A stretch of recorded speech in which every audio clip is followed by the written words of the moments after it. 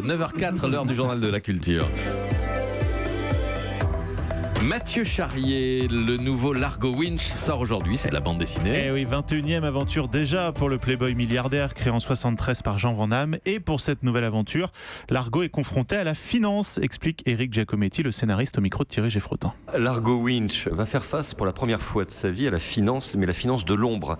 Celle dont on ne vous parle jamais, la bourse, telle que vous la connaissez, avec Leonardo DiCaprio, trader, Cupid et tout. Non, ça c'est du folklore, c'est terminé. Les ordinateurs ont pris le pouvoir, ont fait une OPA sur les bourses mondiales et Largo va s'en apercevoir à ses dépens. Et au dessin, c'est toujours Philippe Franck, très bon Largo Winch, l'étoile du matin qui sort donc aujourd'hui chez Dupuis. Les sorties musicales de ce vendredi avec le grand retour de Carla Bruni. Et son nouvel album French Touch, Émilie Mazoyer nous en a parlé dans la matinale à 7h20. Nouvel extrait. Always such a perfect day.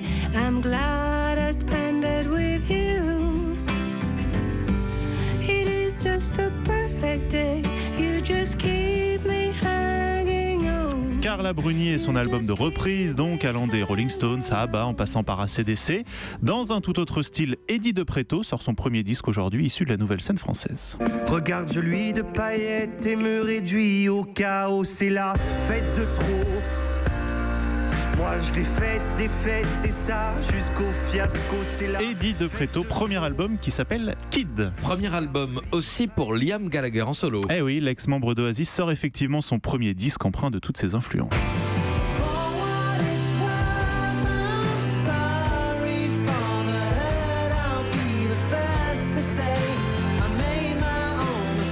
Toute ressemblance avec Oasis serait fortuite. Autre nouveauté, c'est Bertrand Cantat, ex-Noir Désir, qui lui revient avec Amor Fati.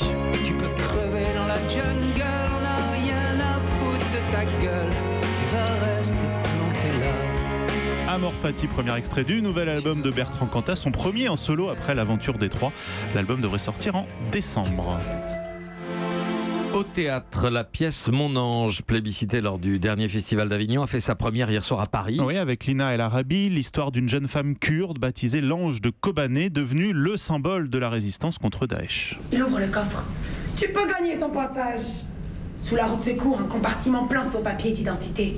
Les couples mariés se font moins remarquer. Il me tend un passeport.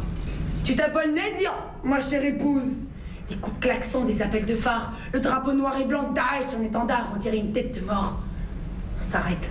Mon Ange au théâtre Tristan Bernard à partir de ce soir. Et pour jouer le rôle, Lina El Arabi s'est rendue dans les centres kurdes de Paris. Elle a appris la langue, l'hymne aussi, et même a tiré à la Kalachnikov. Le premier numéro du magazine Première Classique sort aujourd'hui en kiosque. Oui, un trimestriel qui revient sur la petite histoire des grands films. Et au sommaire de ce premier numéro, l'histoire secrète de Terminator 2 ou Stanley Kubrick qui raconte Full Metal Jacket. Il y a même 8 fiches collector de films, vous savez, à l'ancienne.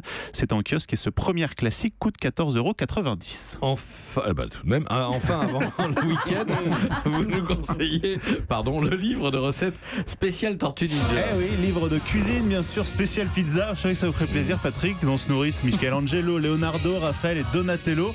C'est publié aux éditions Huguin et Munine avec 65 recettes, parmi lesquelles, tenez-vous bien, la pizza au chocolat épuré, la pizza aux coquillettes ou la pizza choucroute.